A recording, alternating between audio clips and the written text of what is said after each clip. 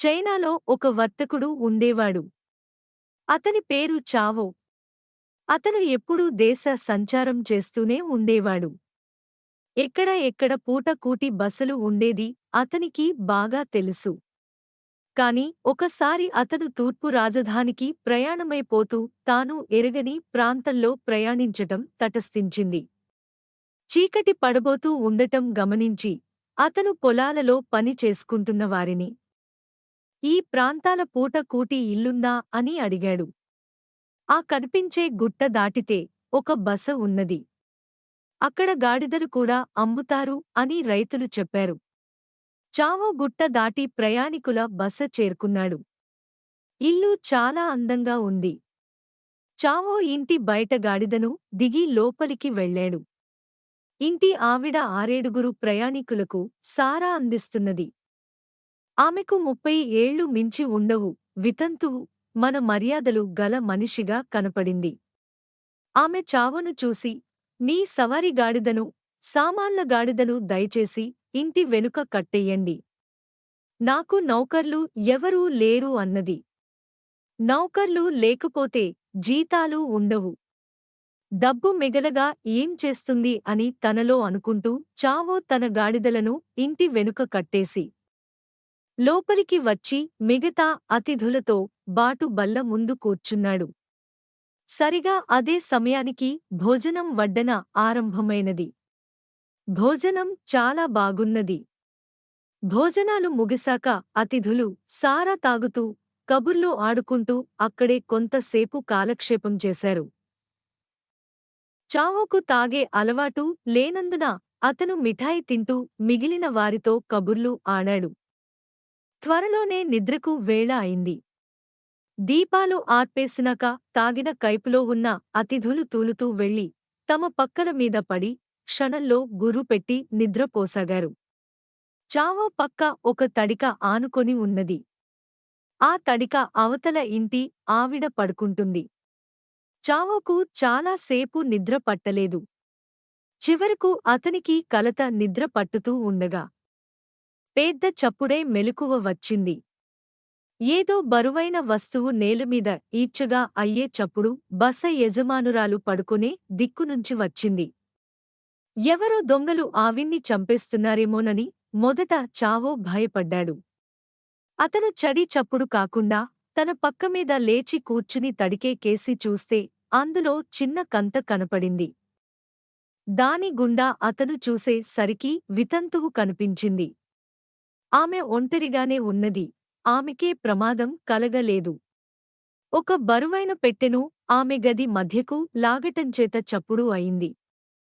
ఆమె ఆ పెట్టె తెరచి దాని ముందు మోకరించి అందులో నుంచి జానెడు ప్రమాణం గల మనిషి బొమ్మను తీసిమట్టి నేలపై పెట్టింది. తరువాత ఆమె పెట్టెలో నుంచి ఒక కొయ్య ఎద్దును, కొయ్య నాగలిని తీసింది. విధవరాలు ఎద్దు వెనుక నాగలి అమర్చి దాని వెనుక మనిషి బొమ్మను పెట్టింది. ఆమె వాటిమీద నీరు చల్లే సరికల్లా ఆ బొమ్మలు కదలటం చూసి చావో నిర్ఘాంతపోయాడు. అతను చూస్తుండగానే ఆ బొమ్మలు గది అంతా చక్కగా దున్నేశాయి. విధవరాలు చిన్న బుట్టలో గింజలుంచి మనిషి బొమ్మ చేతికి ఇచ్చింది. ఆ బొమ్మ ఆ గింజలను దున్ని నంతా మేరా చల్లింది. గింజలు నేలను తాకక ముందే మొలకెత్తి పెరిగి కంకులు కూడా వేశాయి. విధవరాలు కంకులు కోసి గది మూల కూర్చుని వాటిని నలిచి చెరిగి విసిరి పిండి తయారు చేసింది. ఈ పిండితో ఆమె రొట్టెలు చేసి పొయ్యిలో కాల్చింది. తన పని పూర్తి కాగానే ఆమె నిద్రపోయింది. చావో కూడా నిద్రపోయాడు. మర్నాడు ఉదయం అతిథులు నిద్రలేచి స్నానాలు చేసి భోజనానికి కూర్చున్నారు. ఆమె వారికి రొట్టెలు తెచ్చి వడ్డించింది. చావో తన రొట్టెను తినదలచక చొక్కా చేతిలో దాచుకుని బయటకు వెళ్ళిపోయాడు. ఆయన తన గాడిదలను విప్పి ప్రయాణం కాబోతూ కిటికీ గుండా బసలోకి తొంగి చూశాడు. అతను చూస్తుండగానే మిగిలిన అతిథులు బెంచిల మీది నుండి క్రిందికి దొర్లి గాడిదలుగా మారి అంతా ఒకేసారిగా ఇల్లంతా మరు మ్రోగేటట్టు ఓండ్రు పెట్టసాగారు. అంతలోనే విధవరాలు ఓకే కర్రతో వచ్చి గాడిదలనన్నిటినీ ఇంటి వెనక్కు తోలుకొనిపోయి అక్కడ వాటిని కట్టేసింది. చావో తన గాడిదలను అదిలించుకుంటూ సాధ్యమైనంత వేగంగా ఆ చోటు వదిలి ముందుకు సాగిపోయాడు. చావో తూర్పు రాజధాని చేరి అక్కడ ఎవరితోనూ తాను చూసిన వింత గురించి చెప్పలేదు. అతను తన పని పూర్తి చేసుకొని తిరుగు ప్రయాణపు ఏర్పాట్లు చేసుకున్నాడు. ఈ ఏర్పాట్లతో బాటు అతను కొన్ని రొట్టెలు విధవరాలు తయారు చేసిన వాటి లాంటివే కొని తాను తినకుండా దాచిన రొట్టెను వాటితో చేర్చిపెట్టాడు. తిరుగు ప్రయాణంలో అతను అదే బసలో దిగాడు. ఈసారి అక్కడ అతిథులు ఎవరూ లేరు. విధవరాలు అతనికి చాలా మర్యాద చేసి భోజనం పెట్టింది. తర్వాత ఎవరి దారిన వారు వెళ్లి పడుకున్నారు. చావో ఊహించినట్లే ఒక రాత్రి వేళ విధవరాలు పెట్టెను బర ఇచ్చిన చప్పుడు అయింది. చావో నవ్వుకొని నిద్రపోయాడు. మర్నాడు ఉదయం విధవరాలు అతనికి టీతో బాటు రొట్టెలు తెచ్చి ఇచ్చింది. అయితే అంతకు ముందే చావో తాను తెచ్చిన రొట్టెలు తీసి బల్లమీద పెట్టి ఉంచాడు. అతను ఆమెతో, ఈ రొట్టెలు తూర్పు రాజధానిలో కొన్నాను. చాలా శ్రేష్టమైనవి. మచ్చుకు ఒకటి తిని చూడండి అంటూ ఆమెకు ఆమె రొట్టె అందించాడు. ఆమెకు సందేహం కలగలేదు. ఆ రొట్టె తాను తయారు చేసినదే అని గుర్తించక దాన్ని తినసాగింది. ఆమె 3-4 ముక్కలు కొరికి తిన్నదో లేదో బెంచిమీదినుంచి క్రింద పడిగాడిదగా మారిపోయింది. తన యుక్తి పారినందుకు చావో సంతోషించి ఆ గాడిదను కొట్టి నిలబెట్టినాడు. ఆ తర్వాత అతను విధవరాలి పెట్టెనుంచి బొమ్మలు తీసి నేలపై ఆమె ఉంచినట్లే ఉంచి నీరు చల్లాడు.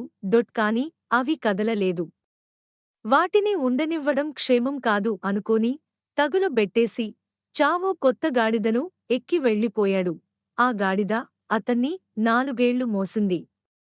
ఒకసారి చావో దానిమీద చంగన్ నగరము వీధి వెంట వెడుతుండగా ఒక వృద్ధుడు ఎదురుగా వచ్చి గాడిద కేసి పరిశీలనగా చూసి, ఓహో, పూటకోళ్ల ఆవిడవా, ఎంత మారిపోయావు అన్నాడు. తరువాత ఆయన చావోతో, ఈవిడికి మంచి శాస్తే చేశావు. 4 ఏళ్లు శిక్ష అనుభవించింది. ఇంతటితో ఇక వదిలిపెట్టు అన్నాడు. ఆయన మాట పాటించి చావో గాడిదపై నుంచి దిగాడు. వెంటనే అది ఏటో పారిపోయింది. తరువాత అది ఏమైనది చావో ఎరుగడు. ఫ్రెండ్స్, ఈ వీడియో నచ్చితే లైక్ చేయండి, షేర్ చేయండి, సబ్స్క్రైబ్ చేయండి. బెల్ ఐకాన్ మీద క్లిక్ చేయండి.